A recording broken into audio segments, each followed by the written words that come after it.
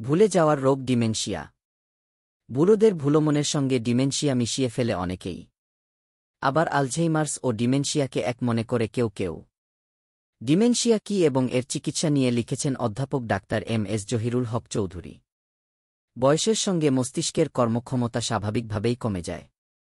অমনোযোগিতা বা স্মৃতিশক্তি কমে যাওয়া অস্বাভাবিক নয়। ডিমেনশিয়া আর বয়সের প্রভাব এক নয়, বরং এটি মস্তিষ্কের কার্যক্ষমতা বিভিন্ন কারণে অস্বাভাবিক কমে যাওয়ার লক্ষণ।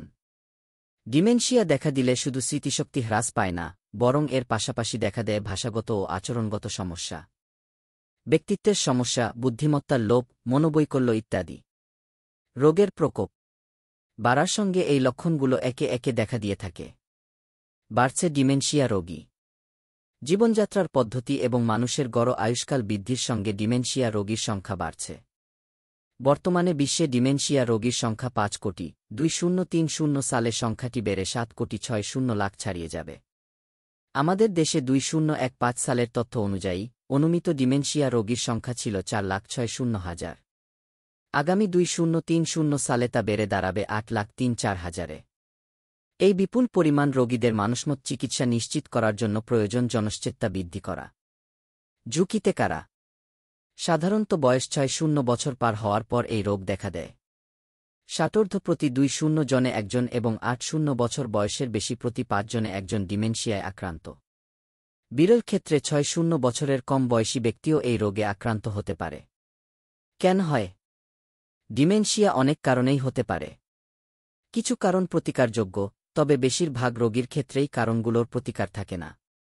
এর মধ্যে আছে মস্তিষ্কের নিউরন শুকিয়ে যাওয়া, আলঝেইমার্স ডিজিজ, পার্কিনসন্স ডিজিজ, বারবার স্ট্রোক, মাল্টি-ইনফার্ক্ট ডিমেনশিয়া, মাথায় আঘাতজনিত জটিলতা এবং বংশগত জিনগত কারণ।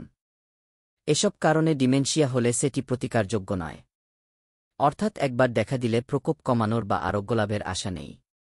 যেসব ক্ষেত্রে প্রতিকারযোগ্য: ভিটামিনের অভাব যেমন ভিটামিন বি1-2, মস্তিষ্কের সংক্রমণ যেমন এইডস, নিউরোসিফিলিস, থাইরয়েড হরমোনজনিত সমস্যা, brain tumour, normal pressure hydrocephalus, দীর্ঘমেয়াদী ওষুধ সেবনের পার্শ্বপ্রতিক্রিয়া, মাদকাসক্তি যেমন অ্যালকোহল, ইয়াবা সেবন এবং বিষণ্নতা, সিউডোডিমেনশিয়া। সঠিক চিকিৎসার মাধ্যমে এসব কারণ দূর করা গেলে ডিমেনশিয়ার প্রকোপ কমে যায়, কিছু ক্ষেত্রে রোগী পুরোপুরি সেরেও যেতে পারে।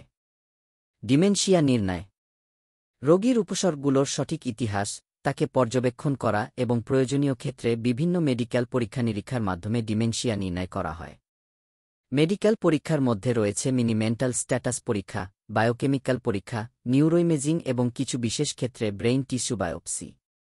ডিমেনশিয়ার লক্ষণ: স্মৃতিশক্তি লোপ পাওয়া, প্রতিদিনের কাজে বিভ্রান্তি সৃষ্টি হওয়া, ভাষাগত সমস্যা, সময় ও স্থান চিহ্নিত করতে সমস্যা হওয়া, বিচার বিবেচনায় অক্ষমতা, অমনোযোগিতা, জিনিসপত্র হারিয়ে ফেলা, মেজাজ ও স্বাভাবিক আচার-আচরণে পরিবর্তন, ব্যক্তিত্ব হঠাৎ বদলে যাওয়া, কর্মোদ্যম হারিয়ে ফেলা এবং অনিদ্রা, খাবারে অরুচি।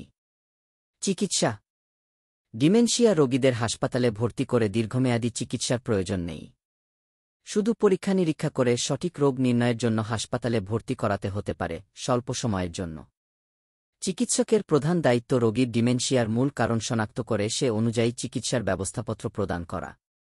যদি ইরিভার্সিবল ডিমেনশিয়া হয়ে থাকে যা সম্পূর্ণ আরোগ্য সম্ভব নয়, সে ক্ষেত্রে রোগীর সেবা প্রদানকারীকে বিশদভাবে রোগীর রোগের বর্ণনা দিতে হবে এবং ভবিষ্যতে এই রোগের প্রকৃতি, সেবার ধরন ও চিকিৎসা পদ্ধতি সম্পর্কে ধৈর্য সহকারে আলোকপাত করতে হবে। কেননা এর ওপর নির্ভর করছে রোগীর বাকি জীবনের মান। এরকম স্বাস্থ্য বিষয়ক ভিডিও পেতে লাইক, কমেন্ট, ফলো এবং চ্যানেলটি সাবস্ক্রাইব করে পাশে থাকবেন। মহান আল্লাহ আপনাকে উত্তম যা দান করুক। আমিন।